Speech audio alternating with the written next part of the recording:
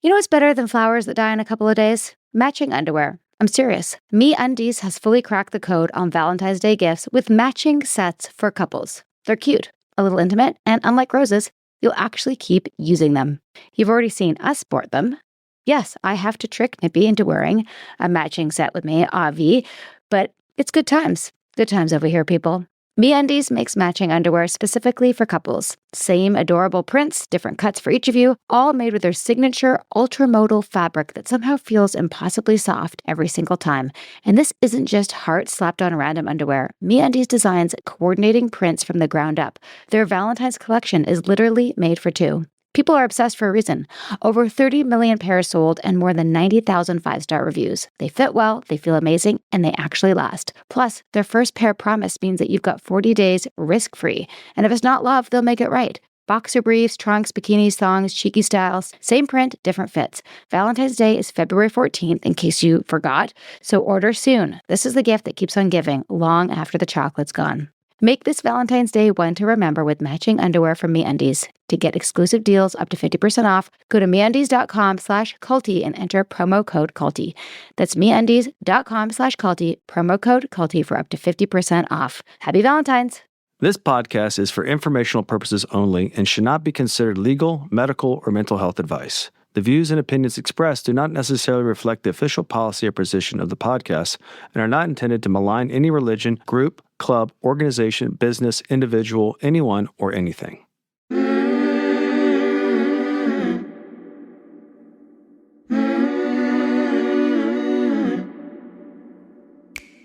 I'm Sarah Edmondson. And I'm Anthony Nippy Ames, and this is A Little Bit Culty. We woke up from a cult, and that journey was captured in The Vow on HBO and in my memoir, Scarred. Now, in this podcast, we break down the shame and secrets that make these experiences so destructive with honest conversations on how seemingly benign groups can cross into the cultiverse and how to spot and recover from trouble if it happens to you. Each week, we bring in experts, survivors, and whistleblowers to explore red flags, resilience, and even share a few laughs, because sometimes you gotta laugh. Subscribe to our Patreon for early and ad-free listening, some live Q&A, and exclusive content at patreon.com/alittleBitCulty. Welcome to Season 8 of A Little Bit Culty.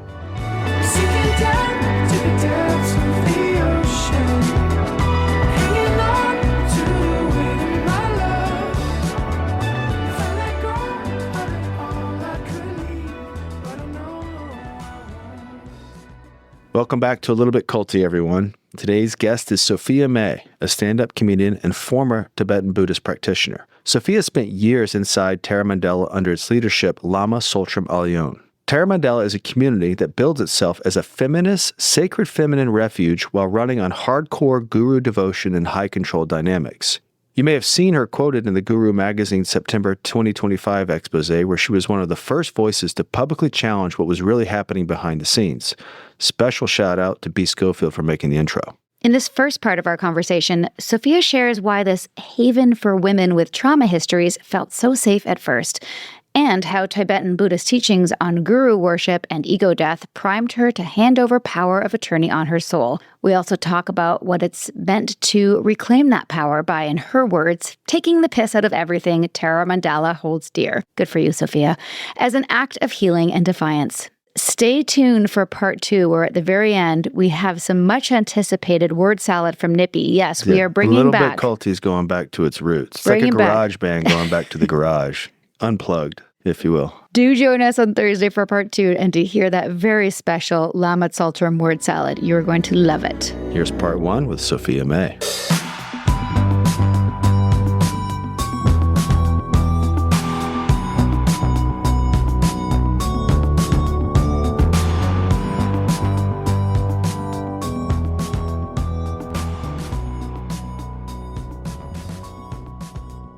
Sofia, welcome to A Little Bit Culty.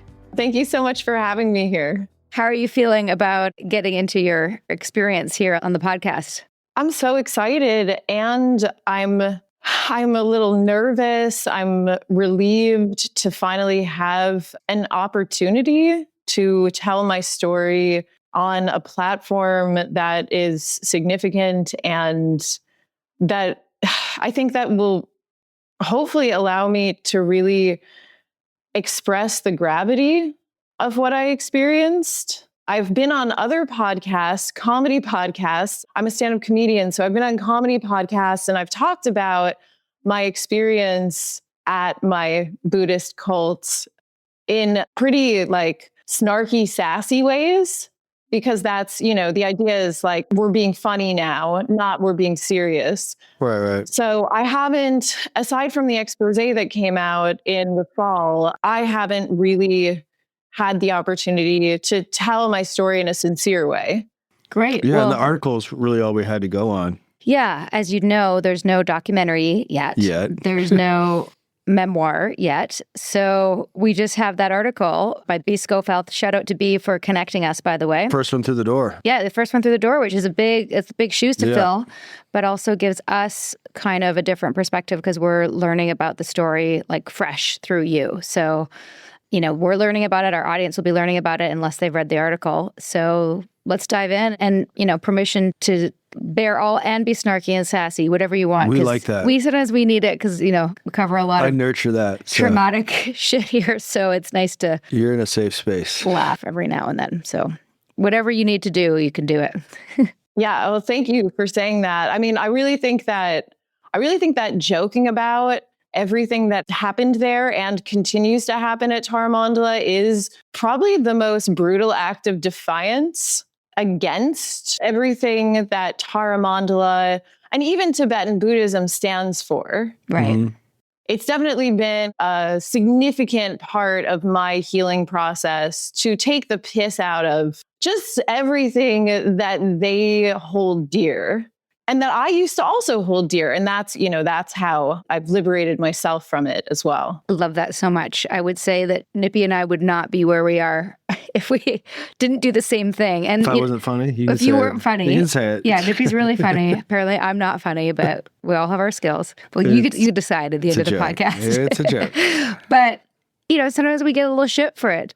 Depending on where one is in one's journey, laughter might feel offensive.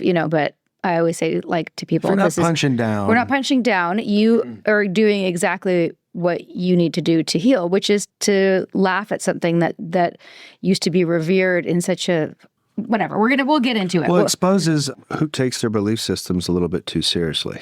Right? I watched the NXIVM HBO documentary and like, oh my fucking God, it blew my shit away. Just what you guys went through and what you did to fight it. And I remember there's footage of Sarah, of you exposing your brand. And you made you just had some like really funny riff about getting branded. And I was like, oh, wow, like this really resonates. Like what you've been through is so extreme that it becomes absurd. Like the darkness reaches this, like an apex, this point, this inflection point where it just transcends into pure absurdity. And when you recognize that, it's like, you're breaking the tension of all of that all that darkness has created, and then the light comes in for even just a second, and you're laughing about it, and you found happiness in this thing that has only caused you grief. So there's like some Reddit chats or Reddit boards about the expose, and people are fighting over, whether there's any legitimacy to our stories. And even before that, there were people talking on Reddit and referencing me shit-talking Tara Mandala on a podcast, on a comedy podcast. And some people would say, this sounds very serious. And other people would say, oh, she's just like, she's just shitting all over it. Like, you can't take her seriously. You can't trust her. It's this conflict of, do I want to be the good victim? And then always just uphold this kind of like moral high ground that I'm this purist and look at me, looking exactly the way the cult they ordered me to be a purist before, that I had to uphold their view of what was ethical conduct. And that would be the only way for me to still look like a good victim, is if I looked the way they wanted me to look. And even then, they would still discredit me. Right. So now I don't believe in being a good victim. I believe in being a great survivor. And that's rock and roll. I love that so much. That's rock and roll. Oh my God, I have goosebumps. And I want to get into all of that, the survivor and how you chose to whistleblow and everything. Let's go back to the beginning because some people won't know what we're talking about. Most people won't. Tell us how old you were when you started. Tell us a little bit about your life. Go back to the beginning. What were you looking for? How'd you hear about it? Yeah, set the scene for us. Okay. No, I love that you just did it's the time warp effect. I had a really massively abusive upbringing. There was family sexual abuse, there was violence, and my parents enabled the sibling that was hurting me, and they completely used me as the scapegoat for all of the family's problems. And so by the time I was 18, I was really, really broken and absolutely desperate I was really desperate for any way out of what I was experiencing. And so the first thing is that I learned that the Buddha said life is suffering. And as someone who was raised by sociopaths, I was like, it fucking sure is. Like nothing sounded truer to me than life is suffering. And then second to that is that Buddhism says that it's your perception that's the problem with your reality. The reason you're suffering is due to a problem in your perception. It's the mote in your eye. And I really somehow clung on to that because I couldn't do anything to change the way my parents and family were treating me externally. There was no way to alter my reality. So my reality was upside down. And so it seemed like the only option was to turn myself upside down as well, perspective-wise, and then my reality could be right side up. And so I did that. I took on the blame. It seemed like it was my only off-ramp for what I was experiencing. I was that desperate that I was willing to just twist my mind like a corkscrew until I no longer felt pain from what I was experiencing and was somehow able to justify the way my family was treating me. So Buddhism kind of like right from the get-go put me in a very vulnerable state to be taken advantage of, just by the nature of believing that it's my fault. Whatever suffering I experience, it's all because I'm perceiving things incorrectly. So in walks Tsultrim at this point. So I'm 18 years old. My parents know I'm super into Buddhism. They love it because I've stopped blaming them for things ever since I became a Buddhist. They've stopped having to take any kind of responsibility for their actions. You know, it's just what the narcissist ordered. So my dad, he heard Lama Tsultrim on NPR on the radio. She was doing this book tour internationally, and she was going to be in New York teaching at the Rubin Museum. And he was like, oh, Sofia would love this. Let's go. So we went as a family and we met her. And it was the first time I ever met a Buddhist teacher. And I was so excited. I didn't think that she was special. I just thought like, a Buddhist teacher, this is like, you know, this is the dream. This is the thing that they say that you need. And she had a center in Colorado. And, you know, it sounded quite nice. And I had an ex-boyfriend in rehab in Colorado. And so at the age of 18, I just thought like, oh yeah, like I'll go to Colorado. And I don't know how big that place is, but I'm guessing that I'll be able to like poke my fingers to touch my boyfriend's fingers through a chain link fence. And that was actually the reason I went initially, like just very silly teenage girl reasons. And so I went as a volunteer the following summer. So I got to Tara Mandala when I was 19 years old. And Tara Mandala is a center. It's a Buddhist center in the San Juan Mountains. That's the southern part of the Rocky Mountains. And Tara Mandala owns 800 acres of totally untouched mountain wilderness. And it took my breath away. I had never seen anything like that because I was an East Coast kid. And, what's more, I was a New York City kid. So I really actually hadn't seen nature before. And that was a big part of what sucked me in and how they ended up tricking me. It was so epically beautiful there naturally. And nature itself is magic. But I didn't know that because I was this little city mouse and I had street smarts, but I didn't have forest smarts.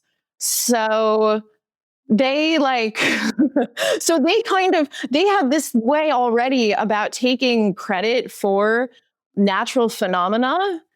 Like they would claim, like every time there was a rainbow, we're in the mountains. Rainbows are commonplace. It's an everyday phenomena, basically. So every time there was a rainbow, everyone at the center would chalk it up to their enlightened activity and their meditations and their pure view. And sometimes we would have like practices, and afterwards there would be a sun shower, and this is considered a very special kind of blessing. And we had, allegedly catalyzed this natural event. There were other subtle ways that they were taking credit for nature's magic. Even cult podcasts need sponsors. Check out these must-haves.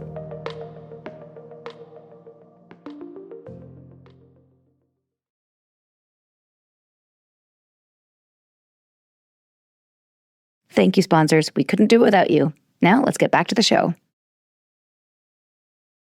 One of the questions that came up just that whole thing is recognizing what your area of susceptibility was at that age, which I think you got. Like, what were you specifically signing up for? Like, you went to take a trade. Like, what did you think you were signing up for? So I got to Tara Mandala my first summer, and it was incredibly beautiful. And at this point, Tara Mandala the infrastructure was pretty minimal. Like, it was mostly just yurts, and they had a community building and residence hall.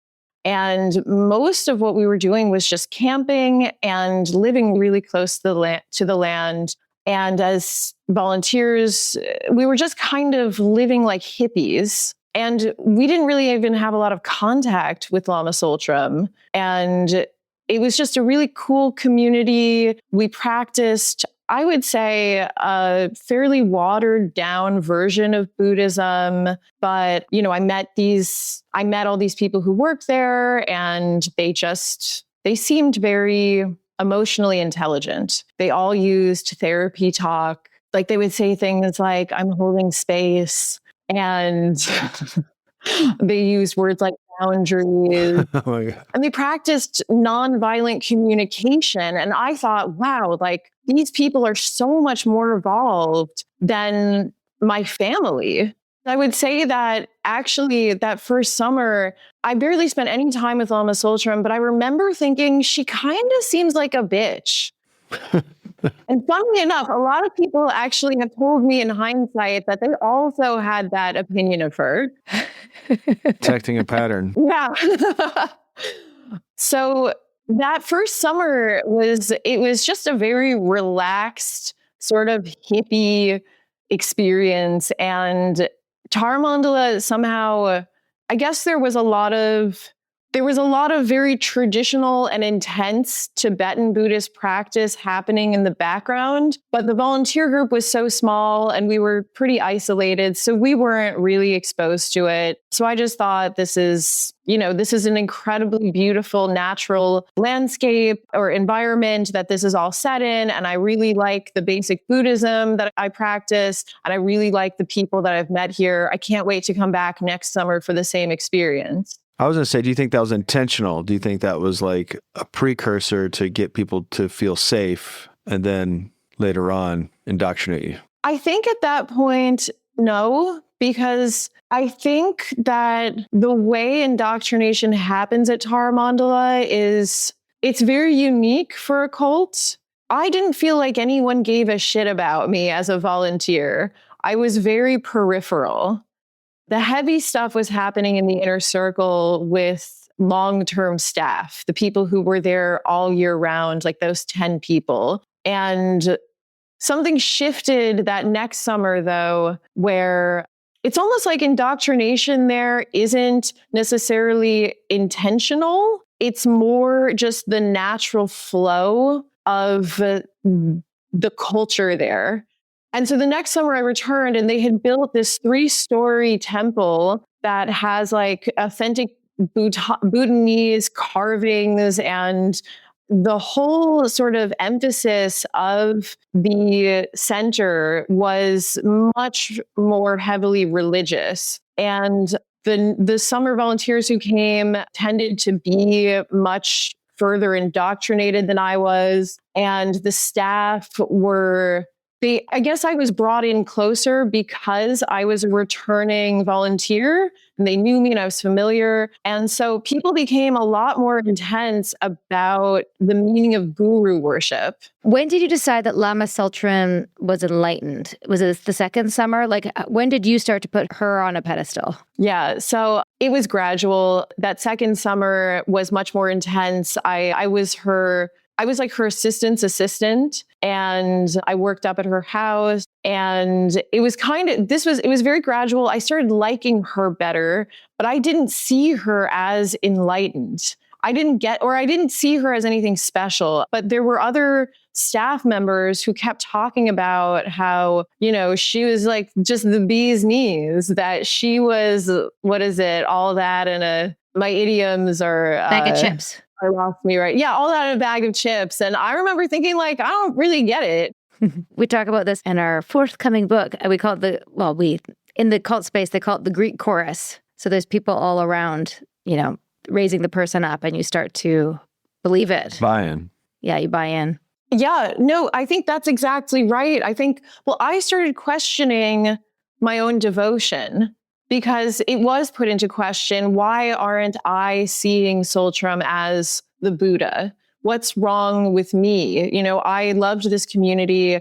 It felt like a home. Also, a very important point of how this community came to mean so much to me is that these were the first people to ever tell me that I didn't deserve the abuse from my childhood. And that to me was like the ultimate green flag, right? And they would also tell me that I could stay at the center whenever I wanted. And so it became a place where I would go there during my breaks in college. I spent all the time I could there. I wouldn't go home anymore because home wasn't safe. And this was a place that lifted up the sacred feminine and claimed to be a sort of like a haven for feminist healing, and which is one of the reasons that Tara Mandala attracts so many women with a history of abuse. Anyways, my indoctrination into guru worship was somewhat externally imposed, simply because it was a bit like peer pressure. Like, this was what everybody else thought. Everybody else thought that she was, the end all and be all of enlightened beings. And I didn't see it. Something was wrong with my view. And so I read a bunch of books about guru worship. Her current assistant at the time gave me a book, and she was also a very critical person. Was it Autobiography of a Yogi by any chance? It might have been. I'm trying to think. Okay. Which book it was. That was what was given to us DOS slaves to make the guru Chila relationship more palpable. But needless to say, I never read it, so I didn't fully get indoctrinated. Time to deprogram. Listen up for our sponsor's latest offer.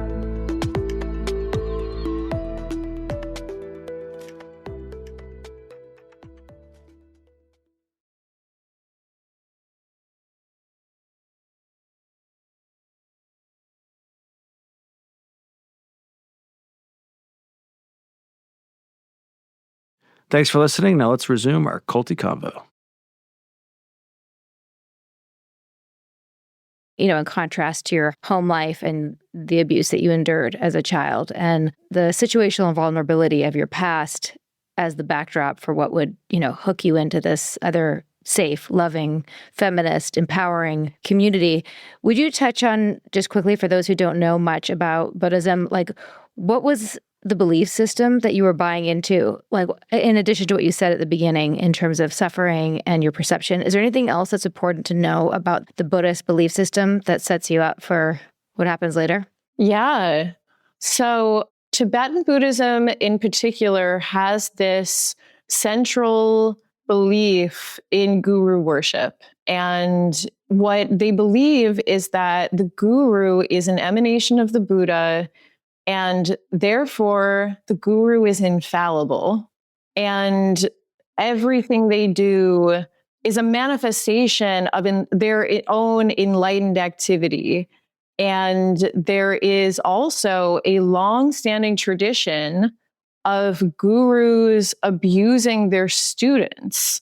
And it's written about in, I think, like just infinite, there's countless ancient texts that describe gurus beating the shit out of their student, and then the student having this moment of awakening, or the guru telling the student to jump off a building and, to jump off the roof of a building. And the student says no. And then the guru shames them and says, oh, if you had done it, you would have instantly reanimated and become enlightened. But because you do not have enough devotion, you missed this incredible opportunity. So you're reading all these stories constantly about how to undermine your own defenses in order to completely defer yourself to this guru. You give them the power of attorney over your soul.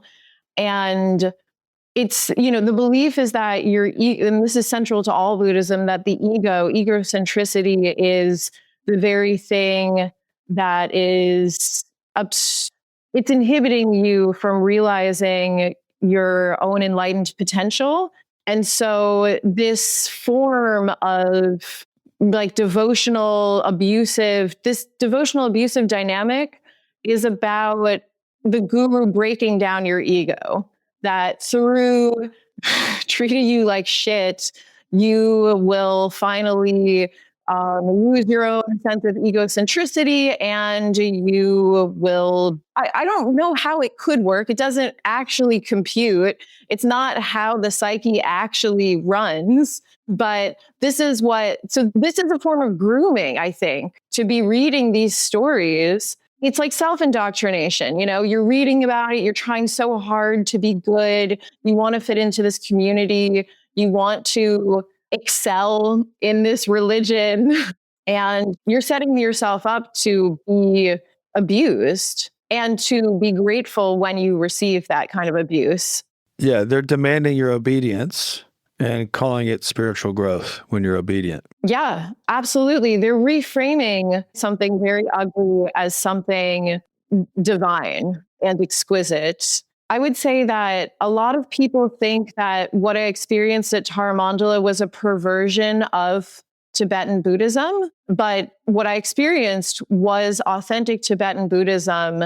And authentic Tibetan Buddhism is essentially a blueprint for a cult. That is what I have come to understand. And there are many Tibetan Buddhist cults, especially in the United States, where you have so many ignorant Westerners who fetishize Asian culture and just even Asian faces, and completely leave all of their healthy skepticism at the door when they decide to embark on a journey in Asian mysticism.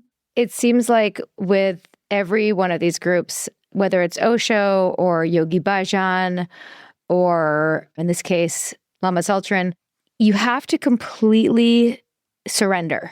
That's what it takes to be a good student. You have to surrender, which means you can't question, you can't disagree, you can't have any autonomy. So yeah, I agree. It is a template for any cult. And let's get into, before we take our break, just if you could tell us some of you, what was your first red flag? And I mean, it seems at the beginning it was pretty idyllic. There's rainbows, there's nature, you're a hippie, you're feeling love and safe and community and all that stuff, all that good stuff. What was your first or what was the first thing that felt not good in your gut that you decided to tuck away till later? Well, I think the very first thing was before I sort of self-indoctrinated myself into guru worship was staff, long-term permanent staff had photos of Tsultrim in their homes, but they were portraits, like the way that you hang the portrait of a dictator in your home when you live under a regime. And I remember thinking, God, it's so fucking weird. Like it struck me as being deeply off. But those people seemed so normal, and their relationship to it, that they just had a portrait of Lama Tsultrim in their homes, was their relationship to it was so casual. They were just like, yeah, of course. Like that's, she's the guru. That's totally normal. My boyfriend that first summer, who never came back, he was just like a normal guy. And we were talking about it. We were like, it's really weird, right? But Yeah. I mean, there were other red flags. I just wanted to tell you a memory that I had. I don't know how much you know the key players of NXIVM, but Barbara Jeske was one of the purple sashes. She's passed. That's the other story. But the first time I was ever in her house, and this is somebody I really respected, really liked, also found her very normal. We used to go for walks, drink kombucha together. And I came into her house and she also had a portrait of Keith Raniere on a sort of felt like very much like an altar. And she was like, yes, well, is my guru. Like it's exactly what you just said. And it was the first time because I hadn't really been in that many people's houses outside of like the center itself. Do you remember that, Nip? Vaguely. They all had them and pictures of him on their fridge and but portraits, like you said, like not just like a portrait that was done properly and printed. There was a charcoal one that was done of him in the center. And there's also one, how you could take a bunch of photos and make someone's face, but they're a bunch of small photos. Have you seen a those? collage kind of thing. It's an optical illusion type thing. Yeah. Yeah. They had one of those in the center too, in the Tacoma Center and the Albany Center. Anyway. What happened when you criticized? Yeah. Did you criticize and like make fun of it? I imagine your internal monologue is cracking jokes at this point. I made fun of it with my boyfriend because, we were in on the joke. We were outside of any kind of earnest relationship with it, but I didn't mention anything to these permanent staff who had the portraits in their houses, mostly because I wasn't that close with them. And I think it was so weird that it felt like almost embarrassing to bring up to them. Mm-hmm. So I didn't bring it up. And also I think I tucked it away because the rest of my experience that first summer was so positive that it was like an inconvenient glitch in the matrix. And I didn't need to, it was sort of like information that I wanted to not know. So I kind of swept it under the rug. And then once I had embraced the practice of guru worship, suddenly the idea of having Tsultrim's portrait in my own home came alive to me. And all of these weird behaviors that I'd seen exhibited in, fellow members of the community, it suddenly made so much sense to me. Just being like devoting my life to her was the only thing that made sense to me after I had, again, twisted my brain like a corkscrew to make sense of their totally upside down orientation to reality. When you thought of leaving, what do you think the consequences would be? What are you comparing it to? Like, I twist my mind in a corkscrew or I leave. What was the downside to leaving? What was keeping you there at this point? Well, at this point, things hadn't gotten weird yet. Things got weird when I joined staff. So there were red flags. The good outweighed the bad for the first 4 summers that I volunteered there massively. And then had decided to devote my entire life to them. After college, I moved to Tara Mandala to work as Tsultrim's personal assistant full-time and live there year-round.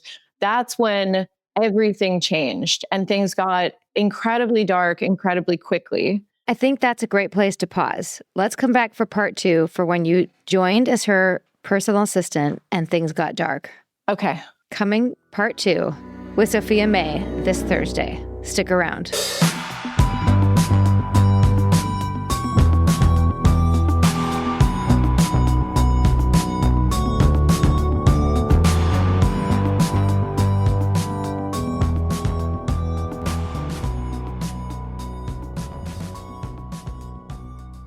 After this part of our conversation, we both were quite disturbed by the depth of harm Sofia went through and also energized by the way she refuses to be a good victim and insisted on being a great survivor instead. Her fierce clarity, Buddhist receipts, and dark humor cut through all the spiritual gaslighting and left us more committed than ever to keep amplifying voices like hers and interrogating the structures that make this kind of abuse possible. Stay tuned Thursday for part 2 when Sofia May pulls back the curtain on Tara Mandala even further. Sinking down to the depths of the ocean, hanging on to the weight of my love. If I let go of it all, I could leave, but I know I